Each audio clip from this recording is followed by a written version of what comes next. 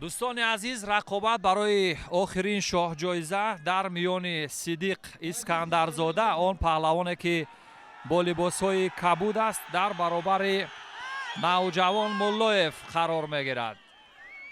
یک حلوک معمولی بین از سوی صدیق اسکندر. امروز هم دو پیروزی در کارنامه داشت صدیق اسکندر، یک مساوی داشت و اکنون به نام او شاه جایزه گذاشته شده است. او پهلوان میزبان است، یعنی صاحب خانه است، میتواند برای شاه جایزه مبارزه برد. و ببینیم یک حلوک معمولی کمری را میخواست استفاده کند.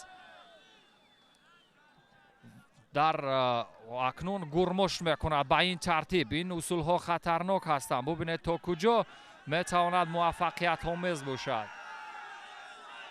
به همین ترتیب رقابت ادامه مییابد برای به دست آوردن یک شاه جایزه دیگر در میان ورزشگر میزبان و حریف او نوجوان ملایف.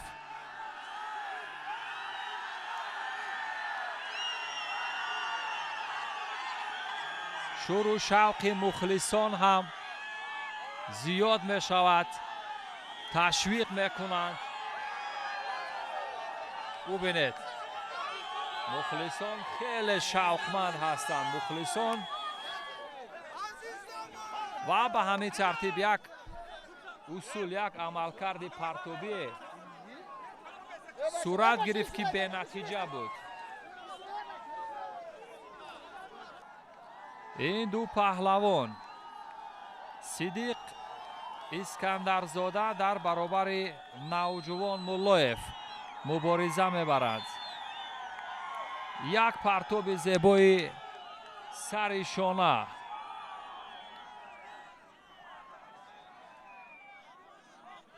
از سوی صدیق بار دیگر هم اجرای اصول میکند. به این ترتیب پرتاب بالای شانه رو مخلصان هم از نزدیک تشویق میکنند، دستگیری میکنند و ببینیم نتیجه چی خواهد شد. بار دیگر هم اجرا میکند پیاپی اصول ها از سوی صدیق اسکندرزاده